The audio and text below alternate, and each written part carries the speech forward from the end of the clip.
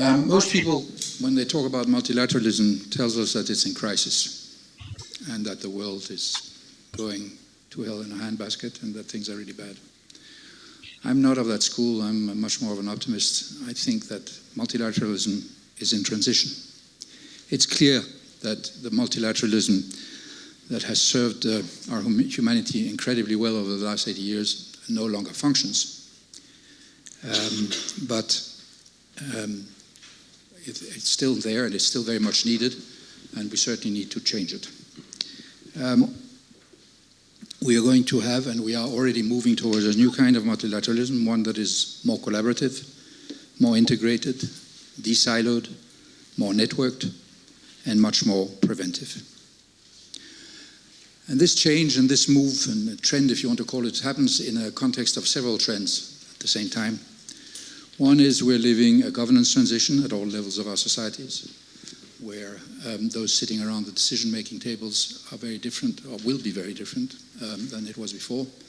Before, we usually only had governments around that table. Today, and even more so in the future, we're going to have a whole host of other actors that are getting together to both set policy and to take decisions on how we're going to manage our planet. There's an interesting trend also that plays in, and certainly plays into what we're going to be talking about. And that is that all organizations today, whether small or big, UN, NGOs, not UN, are all being judged and will increasingly be judged by their impact. The time when you were getting money and political support and other goods for simply by existing, as has been the case for certainly the last many decades where the UN is concerned, is over. And this is part of this changing trend into this new multilateralism. And I think that this is the way it should be. The epicenter for what we're talking about is right here in International Geneva, the operational hub of the international system. There is nowhere else that provides such a broad and powerful ecosystem, the action of which impacts every single human being on our planet every day. You know, there's a saying that Geneva is the kitchen and New York is the dining room when describing the UN structure. And I believe that that is proving to me more and more correct. I think that today's dialogue represents such an important space of precisely a dialogue. The work that has been done by Greycells, by including the youth and different actors contributing to the conversation, is a representation of what should be done in many of the discussions concerning the future of the international scene. International Geneva holds a central role in the global conversation, bringing together experts, diplomats, NGOs, and international organizations from around the world. This unique concentration of knowledge and experience makes Geneva a vital hub for addressing global challenges and advancing progress on key issues such as human rights, peace, and sustainability. Youth engagement in Geneva is crucial for bringing fresh perspectives and innovative solutions to the table.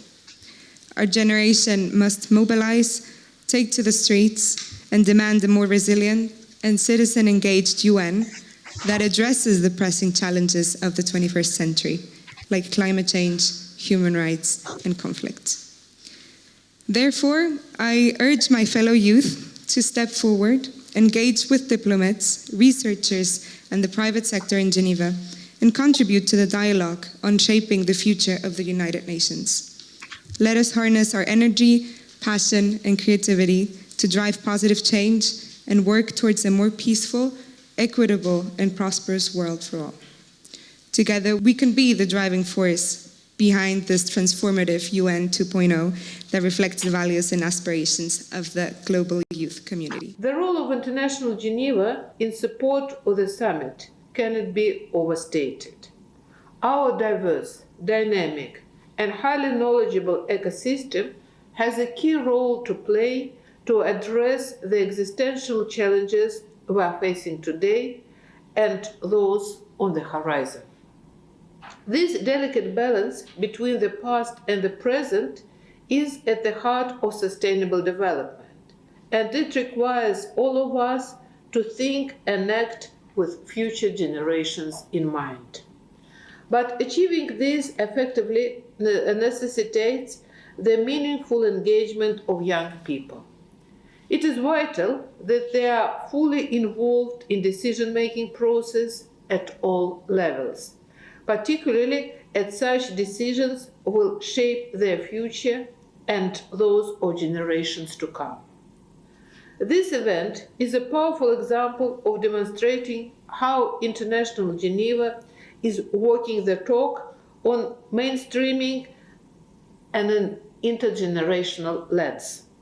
At the United Nations office at Geneva, we value opportunities to engage with young people in the context of our many annual events, such as the Young Activist Summit and Model United Nations, as well as through the various work organized by the SDG Lab. As we move forward in preparing for the Summit of the Future, I invite you to continue working together and use these intergenerational principles in your work. This is a paramount consideration to reinvigorate multilateralism and to ensure a sustainable future for present and future generations. I wish you further thinking and very fruitful discussion. How can you sell all of the positive cooperative things going on in Geneva if New York is paralyzed, the international organizations in Geneva are having problems, and that's what the journalists want to write about. So my suggestion is very simple. If there is a paralysis in New York, and that paralysis is spreading to Geneva, what we need is not a perception change. We need a UN oncologist to deal with the problem from Geneva's perspective. How do we deal with the paralysis in New York? Because it's there. What's really broken is governance and the related social contract. Governance at the national level, governance at the global level, and governance sometimes at the local, between the local and national level in these countries. So I think if we want to address this problem, we really need to dig down to the root causes, because otherwise we are trying to address it at a place where it's not fixable. There is no fix to some of these paralysis problems. Some of it there is. I don't want to generalize. I really believe that we have to invest in development, because development brings the ability to build back those social contracts, to strengthen governance, to have the demand from the citizens, from young people, from everybody to their governments to act differently, to bring in some value-based discussions. We're talking about growth, the private sector.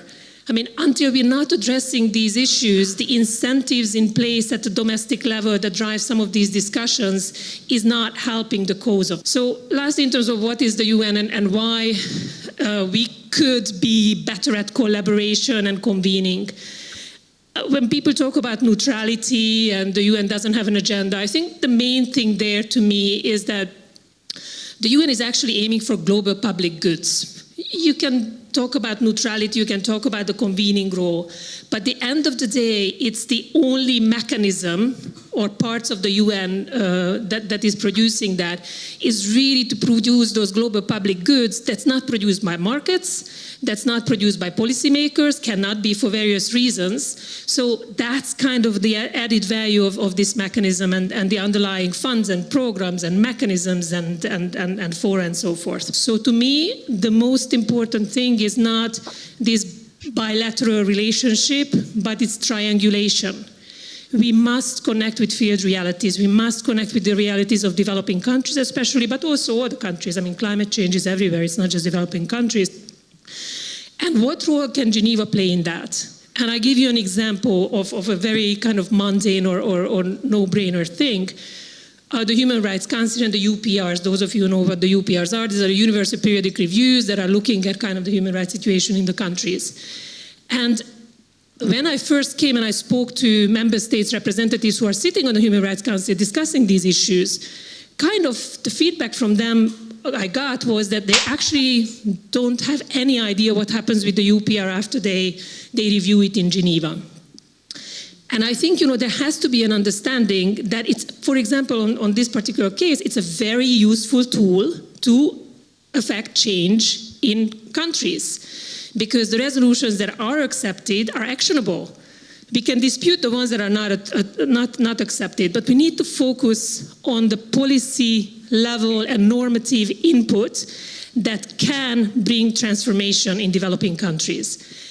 The weight and influence of feminist network on the creation of the League and on the ILO, because by grouping together at the international level, women were able to achieve some of their agenda through provisions that they included in the constitution of both organizations, such as the possibility for them to become a civil servant or delegates. So I believe that 1919 was really a key moment showing the influence of civil society on the beginning of the process of multilateralism. Even if major political issues are discussed in New York, I believe it's fair to say that Geneva is also a diplomatic city. And I mean this in two different senses.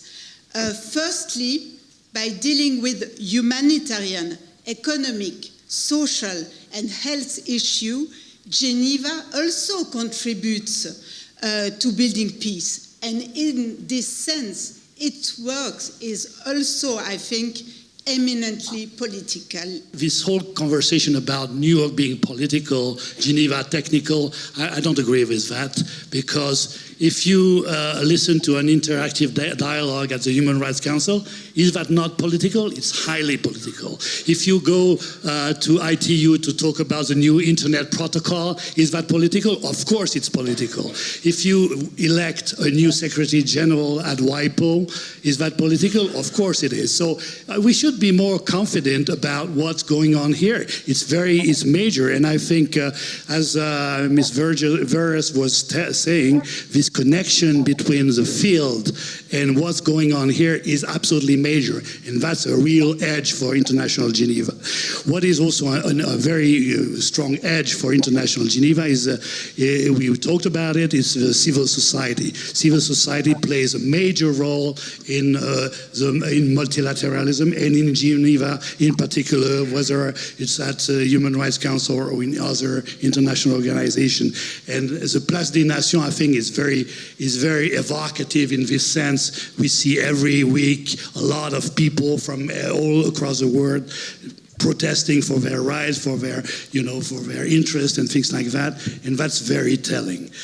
Now,